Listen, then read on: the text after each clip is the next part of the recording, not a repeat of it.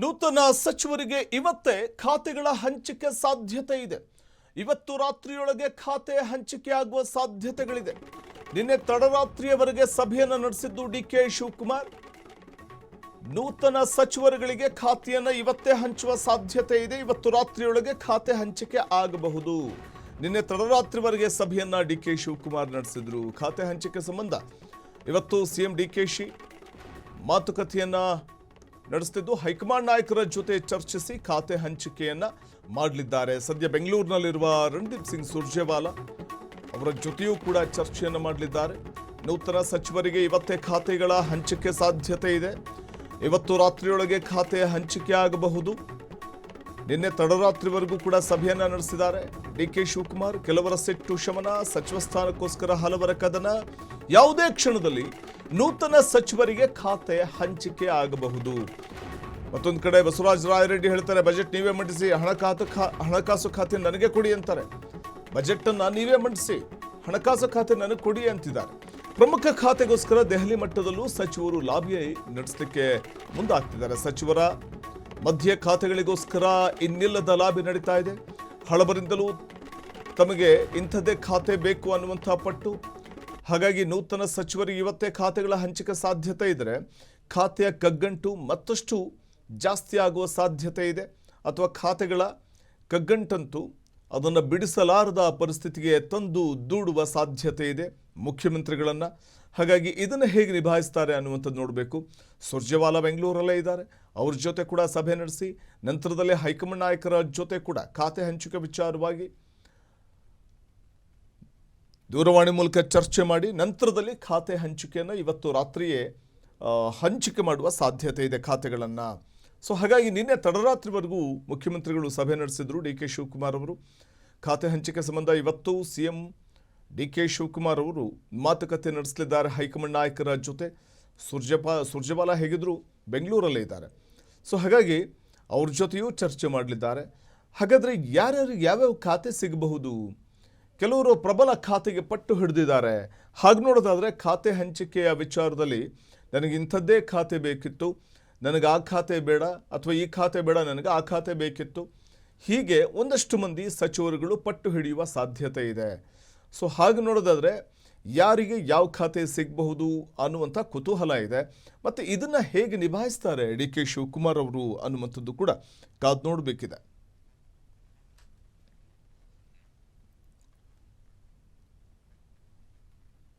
ಬಹುಶಃ ಖಾತೆ ಹಂಚಿಕೆ ಒಂದು ಕಡೆ ಸಚಿವ ಸ್ಥಾನಾಕಾಂಕ್ಷಿಗಳ ಅಸಮಾಧಾನವನ್ನು ಶಮನ ಮಾಡುವುದೇ ದೊಡ್ಡ ಸವಾಲಾಗಿದೆ. ಅಂದರೆ ಸಚಿವ ಸ್ಥಾನಾಕಾಂಕ್ಷಿಗಳಿಗೆ ಸಚಿವ ಸ್ಥಾನ ಸಿಗದೇ ಇರುವಂಥ ಅಸಮಾಧಾನಿತರೇನಿದ್ದಾರೆ ಅವರ ಅಸಮಾಧಾನವನ್ನು ಶಮನ ಮಾಡುವುದೇ ಬಹುದೊಡ್ಡ ಸವಾಲು ಮುಖ್ಯಮಂತ್ರಿಗಳಿಗೆ. ಅದನ್ನು ಹೇಗೆ ನಿಭಾಯಿಸ್ತಾರೆ ಅನ್ನುವಂಥದ್ದನ್ನು ನೋಡಬೇಕು. ಕೆಲವರು ತಮ್ಮ ಅಸಮಾಧಾನ ಶಮನ ಆಗಿದ್ರೂ ಕೂಡ ಇನ್ನು ಕೆಲವರ ಅಸಮಾಧಾನ ಅಂತೂ ಶಮನ ಆಗಿಲ್ಲ. ಇದರ ನಡುವೆ ಖಾತೆ ಹಂಚಿಕೆ ಅನ್ನುವಂಥದ್ದು ಕೂಡ ದೊಡ್ಡ ಮಟ್ಟದಲ್ಲಿ ಸವಾಲಾಗಿ ಪರಿಣಮಿಸೋ ಸಾಧ್ಯತೆ ಇದೆ ಮುಖ್ಯಮಂತ್ರಿಗಳಿಗೆ. ಮತ್ತಷ್ಟು ಮಾಹಿತಿ ಪಡೆಯೋಣ ನಮ್ಮ ಪ್ರತಿನಿಧಿ ಮಾರುತಿ ಅವರಿಂದ. ಮಾರುತಿ, ಖಾತೆ ಹಂಚಿಕೆ ಎಲ್ಲವೂ ಅಂದುಕೊಂಡಂತೆ ಆದರೆ ಇವತ್ತು ರಾತ್ರಿಯೊಳಗೆ ಹಂಚಿಕೆ ಆಗೋ ಸಾಧ್ಯತೆ ಇದೆಯಾ ಖಾತೆಗಳು? ಇದೊಂದು ರೀತಿಯಲ್ಲಿ ಸವಾಲನೆ. ಯಾಕಂದರೆ ಪ್ರಮುಖ ಖಾತೆಗಳು ಬೇಕು ಅಂತ ಕೆಲವರು ಪಟ್ಟು ಹಿಡಿತಾ ಇರೋದ್ರಿಂದ ಇದನ್ನು ಹೇಗೆ ಟ್ಯಾಕಲ್ ಮಾಡ್ತಾರೆ ಡಿ ಕೆ ಶಿವಕುಮಾರ್ ಅಂತ? ವಸಂತ್, ಹೌದು. ಯಾಕೆಂದ್ರೆ ಸಚಿವ ಸಂಪುಟ ಹಂಚಿಕೆ ಸಂದರ್ಭದಿಂದಲೂ ಕೂಡ ಸಾಕಷ್ಟು ಅಸಮಾಧಾನ ಈಗಾಗಲೇ ಕಾಂಗ್ರೆಸ್ನಲ್ಲಿ ಭುಗಿಲೆದ್ದಿರೋದು. ಪ್ರಮುಖವಾಗಿ ಸಚಿವ ಸ್ಥಾನ ಸಿಗದೇ ಇರುವಂತ ನಾಯಕರನ್ನ ಅಸಮಾಧಾನ ಶಮನ ಮಾಡೋ ಪ್ರಯತ್ನದಲ್ಲೇ ಸಿಎಂ ಮತ್ತು ಹೈಕಮಾಂಡ್ ನಾಯಕರು ಕೂಡ ಇರುವಂತದ್ದು. ಸಾಕಷ್ಟು ಹಿರಿಯ ನಾಯಕರಿಗೂ ಕೂಡ ಈ ಬಾರಿ ಸಚಿವ ಸ್ಥಾನ ಸಿಕ್ಕಿಲ್ಲ. ಹೀಗಾಗಿ ಅವರೆಲ್ಲರೂ ಕೂಡ ಅಸಮಾಧಾನ ಮಾಡಿ ಪಡೆದಿರುವಂತದ್ದು. ಪ್ರಮುಖವಾಗಿ ಎಂ ಕೃಷ್ಣಪ್ಪ ಆಗಿರ್ಬೋದು, ಎಚ್ ಕೆ ಪಾಟೀಲ್ ಆಗಿರ್ಬೋದು, ದಿನೇಶ್ ಗುಂಡೂರಾವ್, ರಹೀಂ ಖಾನ್ ಸೇರಿದಂತೆ ಸಾಕಷ್ಟು ಹಿಂದೆ ಸಿದ್ದರಾಮಯ್ಯ ಕ್ಯಾಬಿನೆಟ್ ನಲ್ಲಿ ಇದ್ದಂತಹ ಶಾಸಕರು ಸಚಿವರುಗಳು ಕೂಡ ಕ್ಯಾಬಿನೆಟ್ ನಲ್ಲಿ ಸ್ಥಾನ ಸಿಕ್ಕಿಲ್ಲ. ಹೀಗಾಗಿ ಎಲ್ಲರೂ ಕೂಡ ಅಸಮಾಧಾನಗೊಂಡಿದ್ದಾರೆ. ಅದರ ಮಧ್ಯೆ ಈಗ ಸಚಿವ ಸಂಪುಟ ವಿಸ್ತರಣೆನೋ ಆಗಿದೆ, ಬಟ್ ಕ್ಯಾಬಿನೆಟ್ ಖಾತೆಯನ್ನ ಹಂಚಿಕೆ ಮಾಡ್ಬೇಕು, ಅದ್ರ ಬಗ್ಗೆ ಕೂಡ ಸಾಕಷ್ಟು ಗಮನ ಹರಿಸ್ತಾ ಇರೋದು ಹೈಕಮಾಂಡ್ ನಾಯಕರೇ. ಯಾಕೆಂದ್ರೆ ಇವತ್ತೇ ಅಂದುಕೊಂಡಂತೆ ಆದ್ರೆ ಖಾತೆ ಹಂಚಿಕೆ ಆಗುವ ಸಾಧ್ಯತೆ ಇರುವಂತದ್ದು. ಈ ಖಾತೆ ಹಂಚಿಕೆ ಸಂದರ್ಭದಲ್ಲೂ ಕೂಡ ಒಂದಷ್ಟು ಅಸಮಾಧಾನ ಭುಗಿಲೇಳುವ ಸಾಧ್ಯತೆ ಇರುವಂತದ್ದು. ಯಾಕೆಂದ್ರೆ ಎಲ್ಲರೂ ಕೂಡ ಜನರಿಗೆ ಹತ್ರ ಇರುವಂತ ಖಾತೆ ಮತ್ತು ಏನು ಪ್ರಬಲವಾದ ಖಾತೆಯನ್ನೇ ಕೂಡ ಬೇಡಿಕೆಯನ್ನ ಇಡ್ತಾ ಇರೋದು. ಇದರಿಂದಾಗಿ ಹೈಕಮಾಂಡ್ ಮತ್ತು ಸಿಎಂಗೂ ಕೂಡ ಮತ್ತೊಂದು ಸಂಕಷ್ಟ ಎದುರಾಗ್ತಾ ಇರುತ್ತದೆ.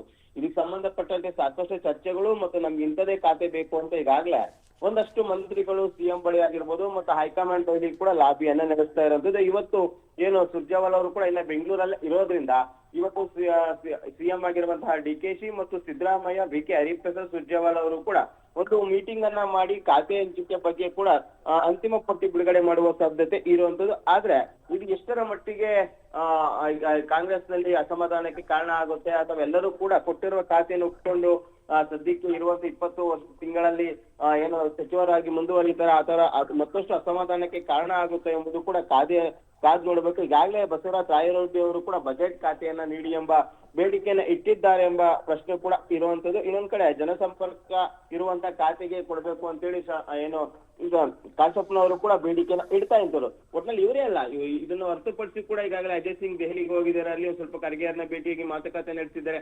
ಖಾತೆ ಅಲ್ಲದೆ ಇದ್ರು ಕೂಡ ಅವ್ರಿಗೆ ಅಭಿನಂದನೆ ತಿಳಿಸೋದಕ್ಕೆ ದೆಹಲಿಗೆ ಹೋಗಿದ್ರು ಕೂಡ ಇಲ್ಲೊಂದ್ ಕಡೆ ಖಾತೆ ಬಗ್ಗೆ ಕೂಡ ದೆಹಲಿ ಮಟ್ಟದಲ್ಲಿ ಚರ್ಚೆ ಆಗುತ್ತೆ.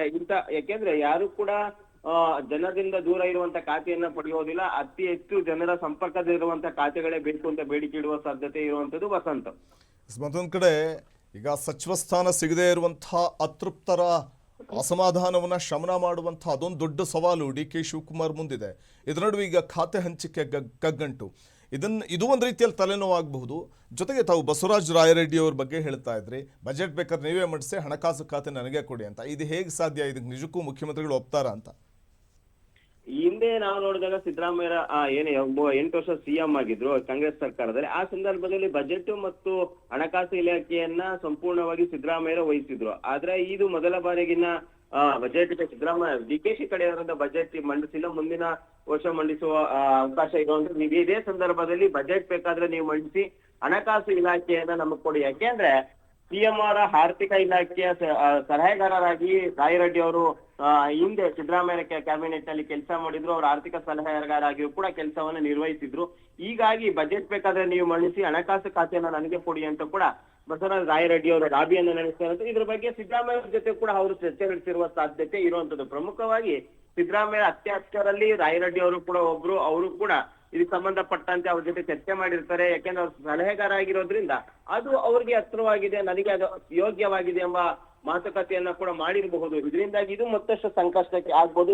ಯಾಕೆಂದ್ರೆ ಡಿಕೆಶಿ ಅವರು ಇದನ್ನ ಬಿಟ್ಕೊಡ್ತಾರಾ ಇಲ್ವಾ ಎಂಬುದು ಕೂಡ ಈಗ ಇರುವಂತಹ ಪ್ರಶ್ನೆ. ಯಾಕೆಂದ್ರೆ ಸಿದ್ದರಾಮಯ್ಯರು ಕೂಡ ಯಾರಿಗೆ ಆ ಖಾತೆಯನ್ನ ವಹಿಸಿರ್ಲಿಲ್ಲ, ಅದೇ ರೀತಿ ಡಿಕೆಶಿ ಅವರು ಕೂಡ ನಿಭಾಯಿಸುವ ಸಾಧ್ಯತೆ ಇರುವಂತದ್ದು. ಅಥವಾ ಹೈಕಮಾಂಡ್ ಜೊತೆ ಚರ್ಚೆ ಮಾಡಿ ಏನಾದ್ರು ರಾಯರೆಡ್ಡಿ ಅವರು ಮತ್ತು ಸಿದ್ದರಾಮಯ್ಯ ಇದ್ರ ಬಗ್ಗೆ ಚರ್ಚೆ ಮಾಡಿ ಏನಾದ್ರು ಕೊಡಿಸುವ ಪ್ರಯತ್ನ ಕೂಡ ಆಗಿರಬಹುದು. ಬಟ್ ಹೈಕಮಾಂಡ್ ಏನ್ ನಿರ್ಧಾರ ಕೈಗೊಳ್ಳುತ್ತೆ ಎಂಬುದು ಕೂಡ ಕಾದ್ ನೋಡ್ಬೇಕು. ಇದರ ಮತ್ತೆ ಇನ್ನಷ್ಟು ಖಾತೆಗಳ ಬೇಡಿಕೆ ಹಿರಿಯ ನಾಯಕರು ಮತ್ತು ಕಿರಿಯರು ಕೂಡ ಬೇಡಿಕೆ ಇಟ್ಟಿರೋದ್ರಿಂದ ಒಂದು ವೇಳೆ ಖಾತೆ ಹಂಚಿಕೆ ಆದ್ರೂ ಕೂಡ ಮತ್ತಷ್ಟು ಅಸಮಾಧಾನ ಎದ್ದೊಳ್ಳುವ ಸಾಧ್ಯತೆ ಇರುವಂತದ್ದು. ಈ ಹಿಂದೆ ಏನು ಸಚಿವರಾಗಿದ್ದಾರೆ ಯಜ್ಞಾಲಪ್ಪ, ಅವರಲ್ಲೂ ಕೂಡ ಒಂದಷ್ಟು ಜನ ಖಾತೆ ಬದಲಾವಣೆಗೆ ಪಟ್ಟಿಡಿಯುವ ಸಾಧ್ಯತೆ ಇರುವಂತದ್ದು. ವಸಂತ, ಓಕೆ, ಧನ್ಯವಾದ ಮಾರುತಿ ತಮ್ಮೆಲ್ಲ ಮಾಹಿತಿಗಾಗಿ.